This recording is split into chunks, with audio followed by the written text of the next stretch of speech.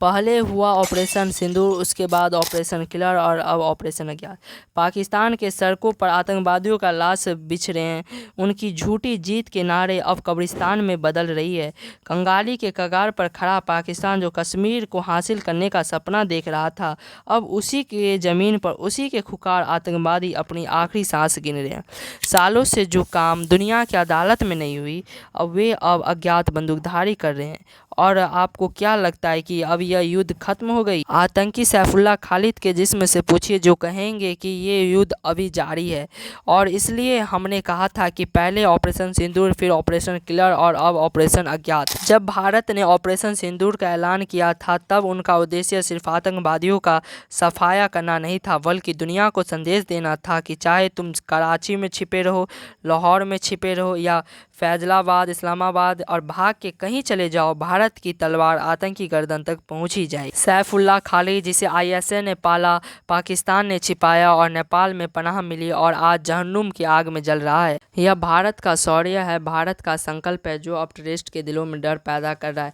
अगर तुम हमारे घर में आओगे, वहाँ मारे जाओगे और बाहर में कोई आएगा और ठोक के चला जाएगा। अब बात करते हैं सैफुल्लाह खालिद था कौन। तो सैफुल्लाह खालिद के कई चेहरे थे। कोई इसे रजा उल्लाह निजामनी के नाम से जानता था, कोई इसे विनोद कुमार कहता था और कोई इसे मोहम्मद सलीम के नाम से जानता था। ये लश्कर ए तैयबा का वो सांप था जिसने हिंदुस्तान की ज़मीन पर जहर फैलाया। यह आतंकी मशीनरी का मास्टर। नेपाल में इसने आतंक का गढ़ बनाया। सन 2000 में सैफुल्लाह नेपाल गया, वहीं पर अपना केंद्र बनाया और लश्कर के लिए आतंकवादियों की भर्ती शुरू कर दी। हथियारों की तस्करी, भारत के लिए तमाम साजिशें रची। भारत पर इसने 3 बड़े हमले किए थे। साल 2005 में बेंगलुरु में आईआईएससी पर हमला। भारतीय विज्ञान संस्थान के इस हमले में प्रोफेसर मुनीश चंद्र पुरी की जान गई और 4 लोग घायल हुए थे। यह हमला भारत की वैज्ञानिक प्रगति को कुचलने की भी साजिश थी। इसके बाद साल 2006 में नागपुर आरएसएस मुख्यालय पर हमले की साजिश सैफुल्लाह ने रची थी। हालांकि उस वक्त हमारे जवानों की सतर्कता से ये बड़ी नुकसान टल गया, लेकिन ये बहुत बड़ी घटना थी। नागपुर आरएसएस के मुख्यालय पर हमला। 2008 में सीआरपीएफ कैंप पर हमला किया।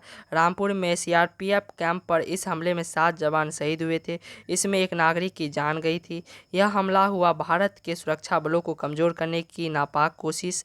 ये आतंकवादी सैफुल्लाह लश्कर के सरगना हाफिज सईद और अबू अनस का करीबी था। आईएसआई के इशारों पर हिंदुस्तान में आतंकवादी गतिविधियों को अंजाम देता था। पाकिस्तान सरकार ने इसे पूरी सुरक्षा मुहैया कराई। सैफुल्लाह लश्कर ए तैयबा का यह बैकबोन था।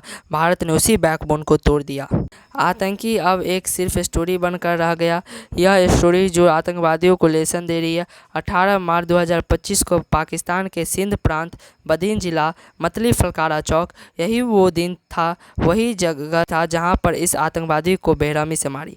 ये निश्चित होकर घर से निकला, ये सोचकर कि अब युद्ध भी खत्म हो गया। भारत का मिसाइल आई थी, जैसे मोहम्मद को ठोक रही थी, मसूद के अड्डे को ढूंढ रही थी, हाफिज के आतंकी ठिकानों को उड़ा रही थी। छोटे छोटे जो आतंकी बचे थे, और अब ये खुद खत्म हो गया। अज्ञात कुछ लोग आते हैं और छल्ली करके चले जाते हैं। यह ज़मीन पर गिरा, तड़पता रहा, वीडियो भी आई, दुनिया ने भी देखी और आतंकवादियों ने भी देखा कैसे ये यहाँ से वहाँ पहुँच गया। पाकिस्तान सरकार ने भी इसे सुरक्षा देने की बड़ी कोशिश की थी, लेकिन वे धरा का धरा ही रह गया। यह आतंकवादियों को डरा रही है कि हमें सरकार तक नहीं बचा पा रही। क्या ये ऑपरेशन सिंदूर का हिस्सा है? ऐसी कोई खबर अब तक नहीं आई है। इन हमलावरों की आइडेंटिटी अब तक गुप्त है। कुछ लोग इसे ऑपरेशन सिंदूर का हिस्सा मान रहे हैं। कुछ बीते सालों में जो आतंकवादी खत्म हुए हैं, वे भी एक बड़े मिशन का पार्ट है, क्योंकि ये अब बात साफ है, अब और आतंक नहीं। ऐसा लग रहा है कि एक मिशन गुप्त भी चल रहा है। पाकिस्तान में कई और आतंकवादी हैं जो गुप्त तरीके से मारे गए हैं, क्योंकि सैफुल्लाह खालिद की मौत कोई पहली इंसिडेंट नहीं है। कुछ बीते सालों में कई बड़े आतंकवादी को अज्ञात बंदूकधारियों ने ऊपर का टिकट काट दिया। कौन कौन जो इन बंदूकधारियों के हाथ मारे गए हैं? एक नाम है अबू कताल जिया उर रहमान, लश्कर का आतंकवादी जो जम्मू कश्मीर में कई हमलों में शामिल था। मई 2025 में पाकिस्तान के पंजाब में कुछ अज्ञात लोग आते हैं और ठोक कर चले जाते हैं। शाहिद लतीफ़ जैश ए मोहम्मद का कमांडर था। पठानकोट एयरबेस पर जो हमला हुआ था अक्टूबर 2023 में, सियालकोट में एक मस्जिद में कुछ अज्ञात लोग आते हैं और ठोक कर चले जाते हैं। तीसरा उदनान अहमद हाफिज सईद का करीबी था, लश्कर का सीनियर कमांडर था। उसे भी पाकिस्तान में कुछ अज्ञात लोग आते हैं और गोली से छल्ली करके चले जाते हैं। खालिद उर्फ अबू अकाशा लश्कर का यह भी कुख्यात आतंकी था। पूछ रजौरी में आतंकवादी गतिविधियों में शामिल था और ऑपरेशन सिंदूर में मारा गया। मसूद अजहर के करीबी जो थे वे ऑपरेशन सिंदूर में बहावलपुर में जैश मोहम्मद के मुख्यालय पर जब भारत के ड्रोन मिसाइल गिरे थे तो कई सारे मार दिए गए। लगभग 14-15 टेररिस्ट हैं जो कुछ बीते सालों में गुप्त तरीके से मारे गए हैं। लेकिन भारत ने कहा था कि युद्ध अब ख़त्म नहीं होगी, हम मारते रहेंगे। पहलगाम में 22 अप्रैल को जो हुआ था ये क्लियर था कि इस बार इतनी जल्दी तो युद्ध ख़त्म नहीं होगी।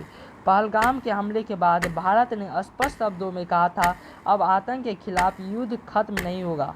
7 मई 2025 को ऑपरेशन सिंदूर के तहत हमने आतंकवादियों के 9 ठिकानों को उड़ा दिया। 100 से ज़्यादा टेररिस्ट मारे गए थे। 13 मई को शोपियां में मुठभेड़ हुई। शाहिद कट्टे और उदनान सफ़ी शामिल था और उसमें शाहिद कट्टे जो 2024 में बीजेपी सरपंच की हत्या में शामिल था।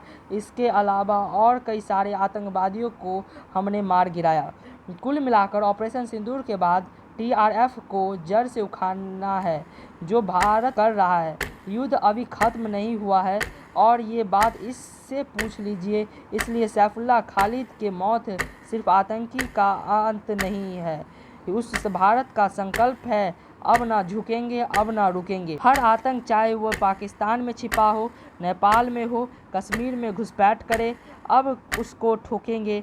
ISI बचाने की जितनी कोशिश कर ले, कुछ को घर में घुसकर मारेंगे, कुछ को भारत में मारेंगे और कुछ को गुप्त तरीके से मारेंगे। और आप गिनते रहिए, हम सुनाते रहेंगे। जय हिंद, जय भारत।